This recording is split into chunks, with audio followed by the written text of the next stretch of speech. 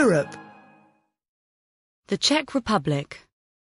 A scandal in Bohemia. The probable next Prime Minister faces many critics.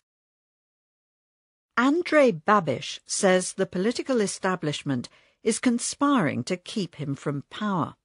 A billionaire agro-industrialist and media mogul, Mr. Babiš is the front-runner to become the Czech Republic's Prime Minister after next month's general election.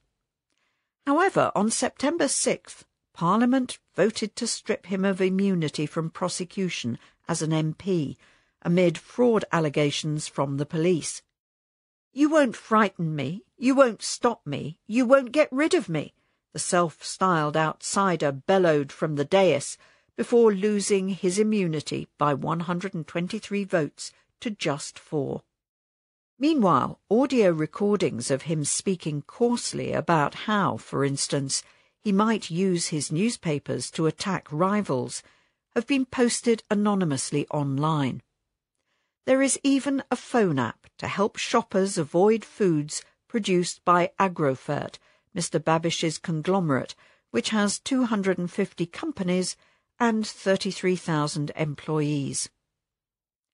Rivals have taken more formal steps to curb the tycoon's influence. In January, he was obliged to place Agrofert in a trust after Parliament banned cabinet officials, he was finance minister at the time, from owning media or more than a quarter of any firm bidding for state contracts or EU subsidies.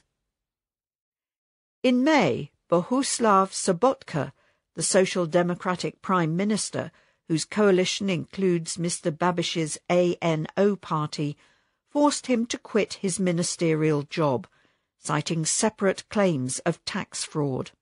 However, the latest controversy, an alleged subsidy fraud, highlights more specific concerns about how Mr. Babiš uses political power. At issue is a 50 million koruna, that's €2 million EU subsidy, that helped develop a lakeside resort outside Prague. Police allege that in 2007, Mr. Babiš spun off a subsidiary from Agrofert to gain access to funds earmarked for small businesses. That firm developed the Čapí Hnízdo, or Stork's Nest Hotel, while temporarily owned by Mr. Babiš's 2 adult children and his now brother-in-law, before returning to the Agrofert fold in 2013. Prosecutors have not so far filed charges.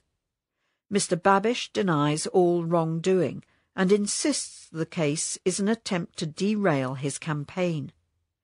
In a country where frustration with the governing class is high, this has worked. Polls show ANO far ahead of the Social Democrats. The Čapí Hnízdo deal prompted the European Commission to request an audit in 2016. In an example of Mr. Babiš's many potential conflicts of interest, such auditing was the responsibility of the Czech Finance Ministry, which Mr. Babiš ran at the time.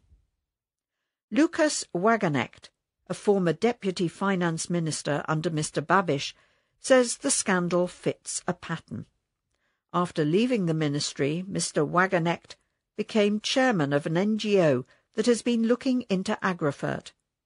As well as the scale of the EU subsidies received, the data also show that many Agrofert subsidiaries have been donors to Mr. Babiš's ANO party.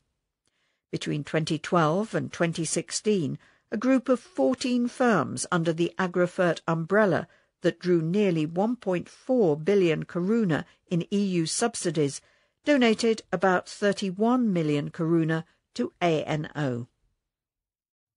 This cycle of cash between public institutions, EU programmes, a private agribusiness and a political party means the eventual impact of European funds is to promote a single party, Mr. Wagenknecht concludes. But doing anything about all this is unlikely to get any easier if and when Mr. Babiš becomes Prime Minister.